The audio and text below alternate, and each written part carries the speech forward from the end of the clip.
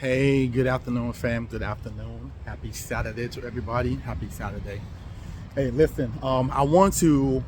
There's been a lot going on lately, right? In reference to different activities and, celebrity gossip and things like that, right? And lately, I've been either I will get some information in reference to certain athletes, um, living out of their car, or certain athletes that went bankrupt. And it's always a question that I always wonder, like, how can someone who made so much money end up being broke? So here's what I realized: a lot of athletes and entertainers end up broke or don't have any retirement savings for the same reason why everyday normal people end up in that same situation.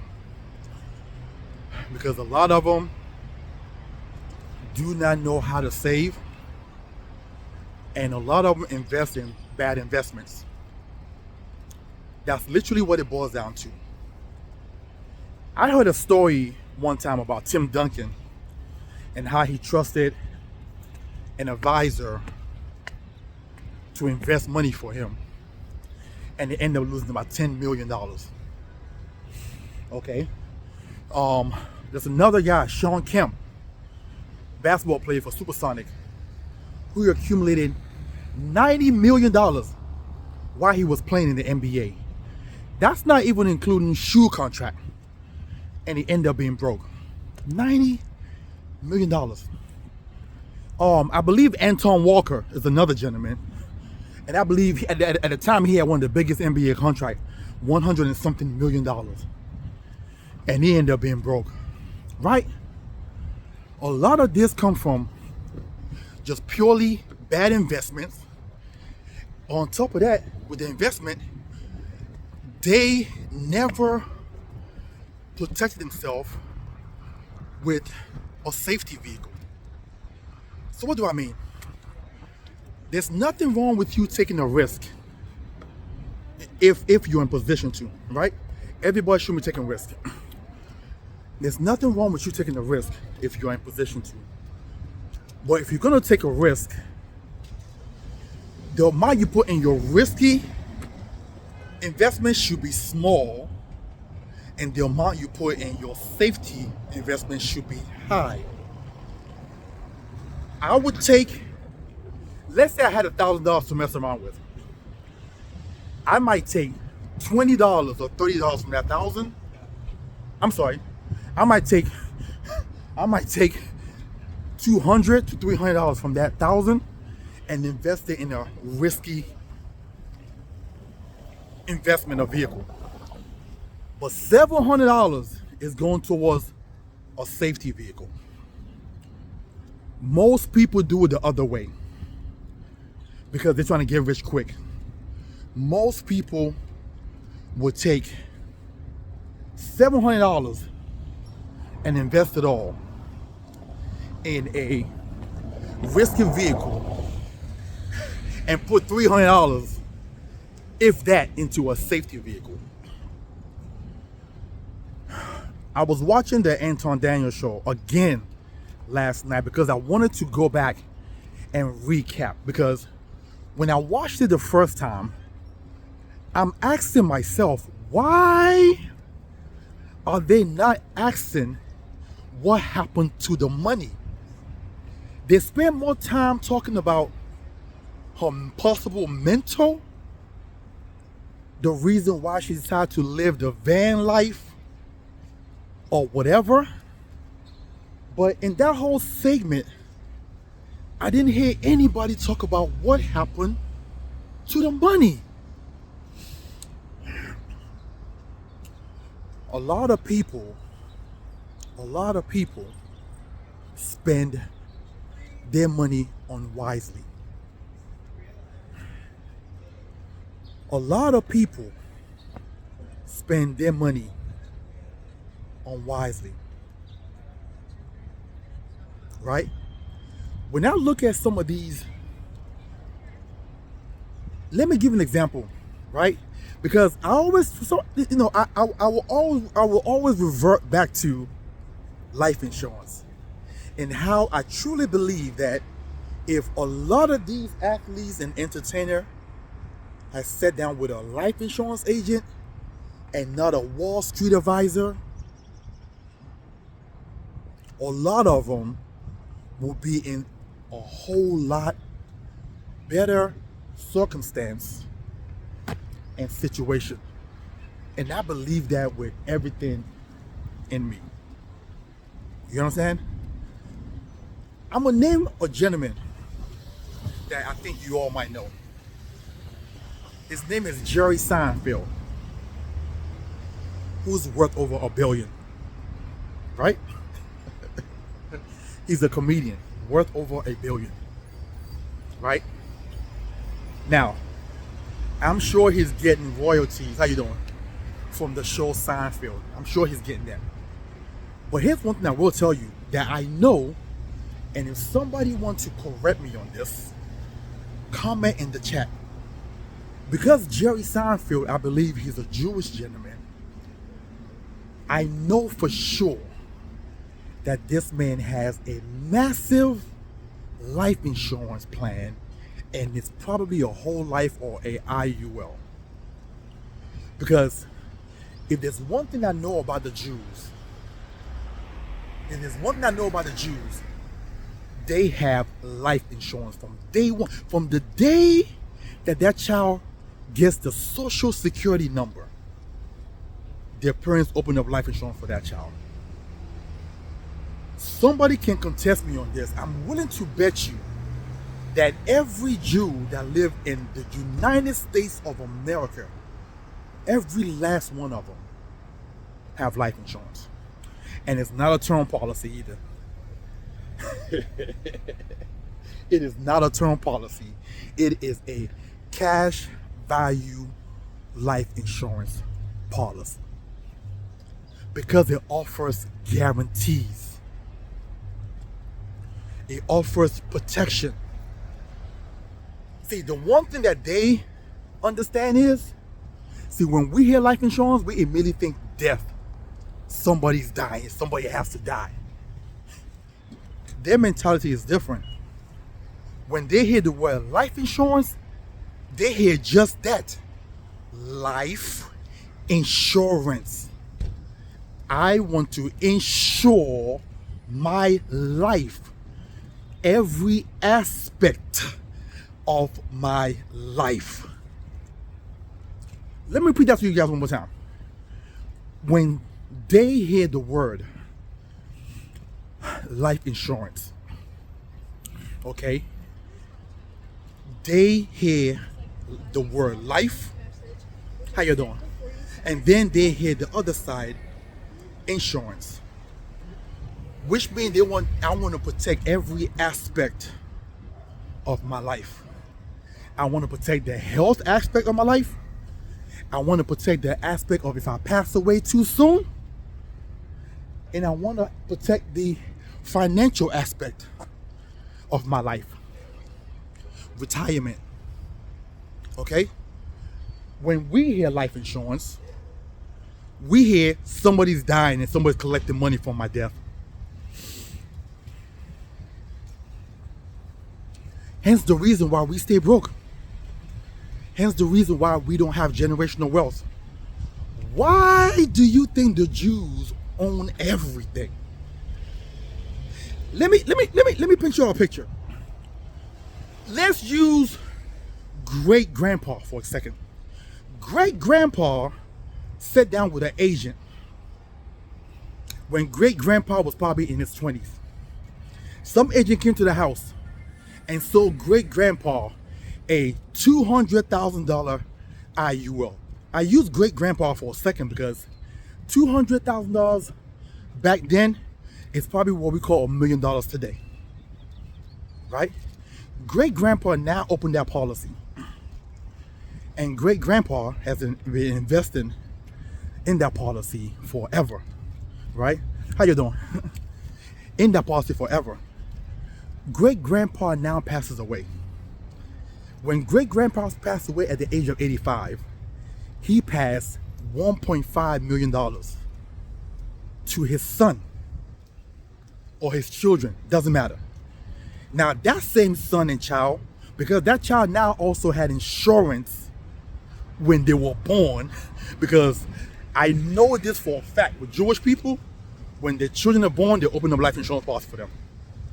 Day one, as soon as that Social Security number comes in, they open up life insurance for them.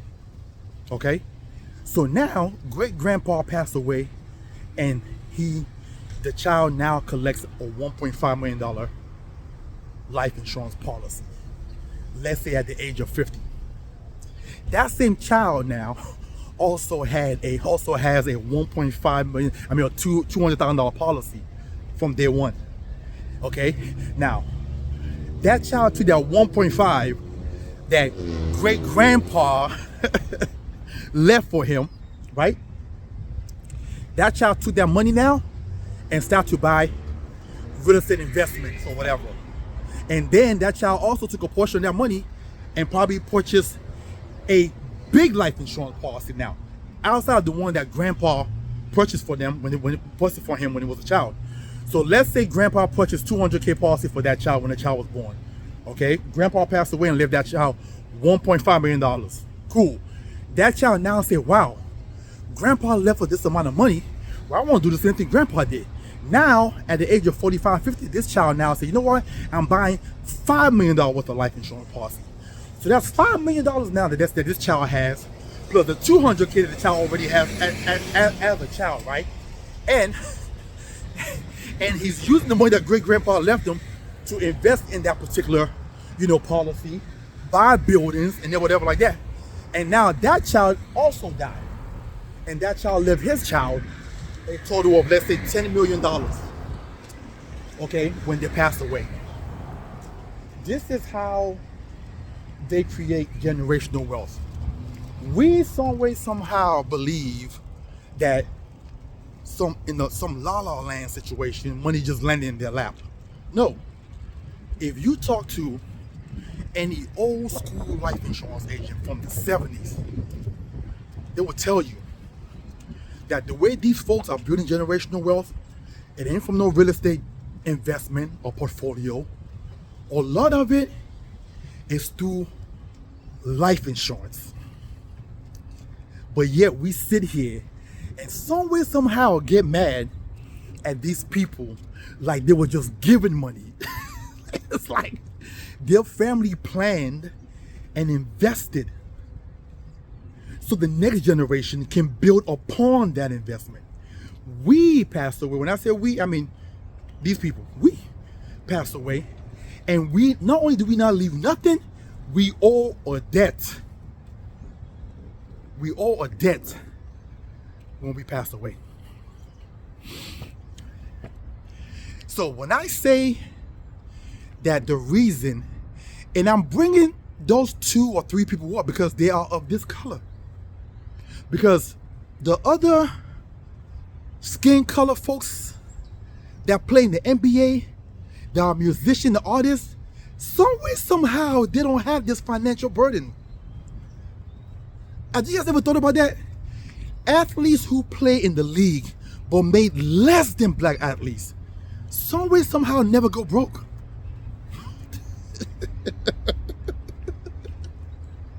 Listen, I'm having you guys to think about it. I'm willing to bet that these athletes, these white athletes that play in the NBA, the NFL, MLB, as soon as they get that contract, somebody in their family say, hey, let me introduce you to my insurance agent. Let me introduce you to my insurance agent so you can safeguard majority of your money. We, on the other end, we hear the word life insurance and we run the totally opposite way. And we don't understand it is the number one way to protect your asset. It's a guarantee for you. Okay? When that real estate portfolio folds, when those restaurant deals don't work out, when the NBA income stops coming in, when the shoe deals goes away, when somebody sues you for everything you got, that life insurance checks keep coming in. So anybody that want to sit here and argue with me about how real estate is the key, don't know any better. Don't know. Real estate will actually take a lot from you. Real estate will drain majority of your resources, from the down payment, from the tax assessment every single year that increase your mortgages, from the interest payment you have to pay, from the maintenance of the vehicle. You truly sit down and do the math. Sit down and do the math. And you will see that you actually end up spending more in that real estate portfolio than it's actually bringing in for you. Okay? How you doing? But most people don't want to see that. They get so emotionally. See, when you're emotional about something, common sense doesn't kick in. When you are emotional about something, common sense tends to go out the window. Most people are emotionally tied to real estate. Okay? Especially when you talk to black people. Okay? A lot of them say, oh, somebody has told them that, oh, we need to own land. We need to own land. We've been enslaved for so long that we don't own anything. We don't own anything. You owning something doesn't have to be land. You can own that big old financial portfolio. You can own that. You can own yourself an IUL. You can own that. You can own yourself some stock portfolios, some mutual funds, some IRA. Ownership doesn't mean land, because land will cost you a lot of money. Land will break the bank for you unless you're already financially wealthy. See, the story I told about great-grandpa and the money that they passed on and the children built upon it, those are people that they can purchase land and it won't break them. But when you're a regular person starting off and you think just buying land is gonna make your next generation wealthy, and you don't leave life insurance for them, yo, that land is gonna be gone before you know it. Truly sit down and think about what I'm saying. Don't get emotional about it. If you're a homeowner right now, don't get emotional about this. I'm not saying owning a home is wrong, but when I look at some of these athletes, and there's a lot of them too. It's not like it's like a one or two or a freaking anomaly situation. It's a lot of them who retire and end up with no money. It's a lot of them.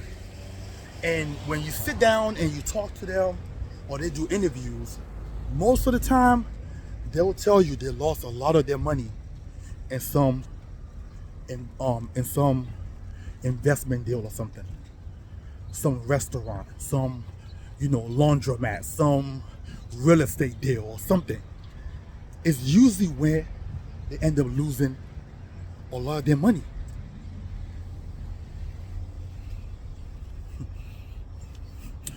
But the smart people sit down with a person that's outside of Wall Street, because your portfolio with the money manager, they're making about 1% on your portfolio. If you actually go and look 10, 20, 30 years from now and see how much that manager is making off of just a measly 1%, it might end up being in the millions. See, you looking at it and you say, oh, 1% ain't nothing.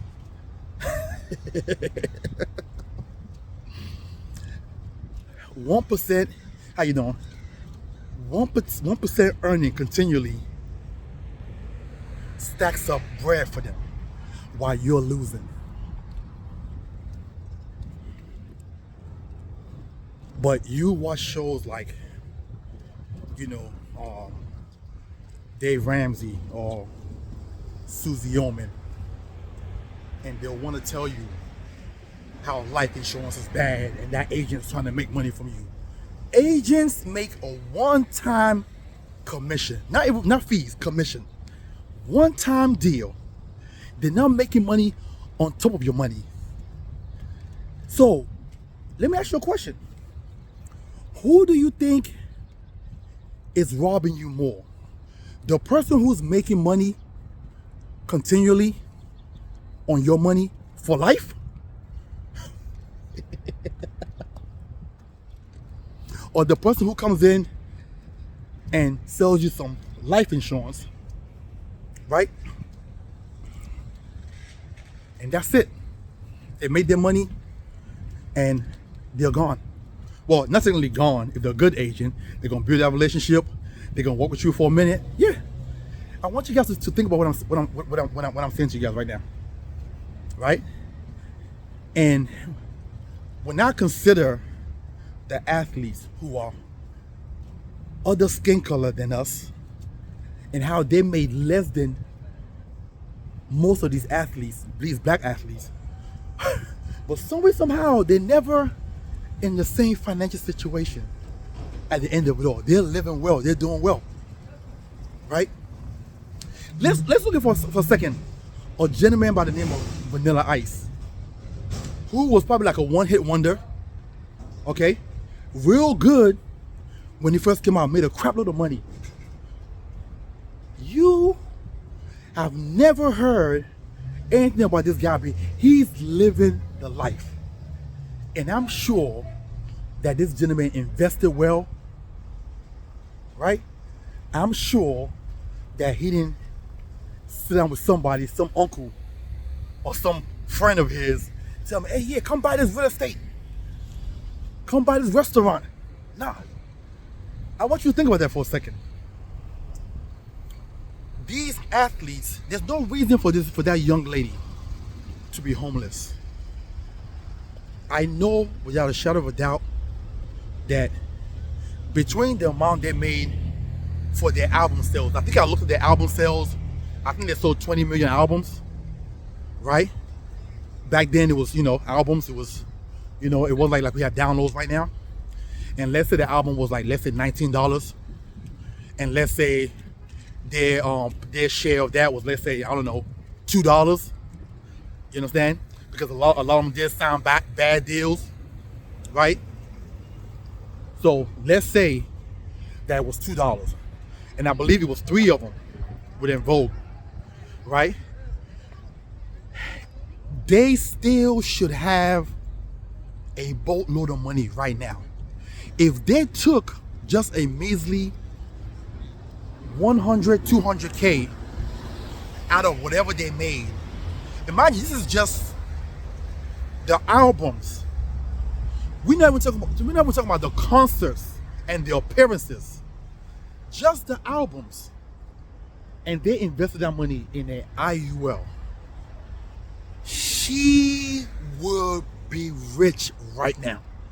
There'll be no reason for her to be living in a car. None whatsoever. None.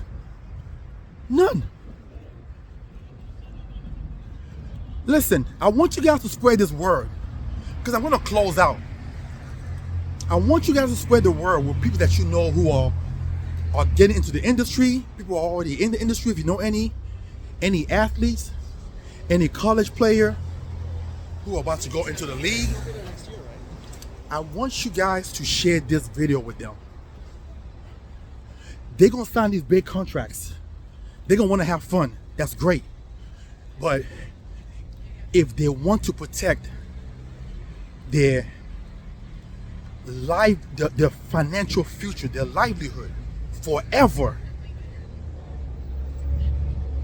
text me. Have them text me just for a consultation. They don't even have to really do business with me at all. But once I run the numbers for them, unless things is not spinning quite well up here, they're gonna have to say this makes sense. Unless things are not spinning well up here, after seeing the numbers, there's no way they're gonna say this doesn't make sense. They're gonna say, sign me up right now, sir. They are going to ask me to sign them up right away. That is the Monumental Life building across from us. Here's the life insurance building right there. Across from there, you guys can see it is the Belvedere. All right, that's the building right there. Perfect. How you doing? So yeah, if you know any athlete, any performer, any entertainer who is either A, about to get into the industry or the league, have them give me a call at 443-208-5480. I will go over I will show them a guarantee that even if they choose to blow the rest of their money, if they put this money away into this life insurance policy, it would do wonders, not only for them, but by the time they pass away, their family is set for 300 generations.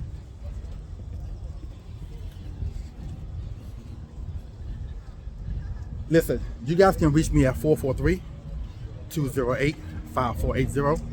That's 443-208-5480.